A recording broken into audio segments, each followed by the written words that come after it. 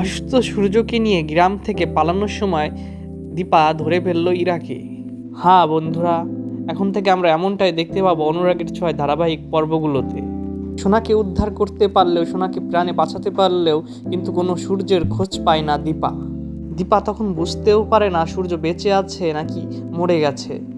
কিন্তু সূর্যকে পেয়ে গ্রামবাসীরা তাকে সুস্থ করে তোলার চেষ্টা করে। আর ওই গ্রামেই থাকে ইরা, আর তাই ইরা দীপার আগে খোঁজ পেয়ে যায় যে সূর্য ওই গ্রামে আছে। ইরা সবার সামনে সূর্যকে স্বামী বলে সম্বোধন করে, তাই গ্রামবাসীরা মেনে নেয় যে এটাই হয়তো সূর্যের স্ত্রী। আর ইরা গ্রামবাসীকে কিছু ছবি দেখায় যা সূর্য সেনগুপ্তর সাথে তার তোলা ছিল, তাই গ্রামবাসীরা মেনেই নেয় যে এটাই হয়তো সূর্য সেনগুপ্তর স্ত্রী। তাই সূর্য সেনগুপ্তকে তারা ইরার সাথে যেতে দেয়। অন্যদিকে দীপা যখন দেখে টেলিভিশনে সূর্যকে দেখা যাচ্ছে যে সে একটা গ্রামে আছে অসুস্থ অবস্থায়, তখনই সে সেই গ্রামে যায় এবং গিয়ে দেখে সূর্য নেই। জানতে পারে সে তার স্ত্রীর সাথে চলে গিয়েছে।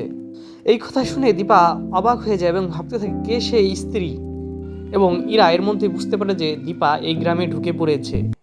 অন্যদিকে ইরা ভাবতে থাকে যে দীপারা যেহেতু এই গ্রামে ঢুকে পড়েছে, তাই তারা যে কোনো সময় আমাকে ধরে ফেলতে পারে, আর দীপা যে কতটা ভয়ঙ্কর তা তো আমি জানি। তাই ইরা যত দ্রুত সম্ভব তার লোকজনের সাথে সূর্যকে নিয়ে যত দ্রুত সম্ভব ওই গ্রাম থেকে পালিয়ে যাওয়ার চেষ্টা করে। তবে ইরা পালিয়ে যাওয়ার চেষ্টা করলেও ইরার পালিয়ে যাওয়ার চেষ্টা ব্যর্থ হয়, কারণ দীপা খুব ভালো মতোই বুঝতে পারে যে সূর্য সেনগুপ্তর সাথে যে আছে সে আর কেউ নয়, সে হচ্ছে ইরা। আর দীপা সূর্যদেরকে তন্ন তন্ন করে খুঁজতে থাকে এবং তখনই সূর্যদের গাড়ি দেখতে পায়। সূর্যকে যখন ইরা গাড়িতে উঠাচ্ছিল তখনই দীপা এসে পড়ে এবং ধরে ফেলে ইরাকে।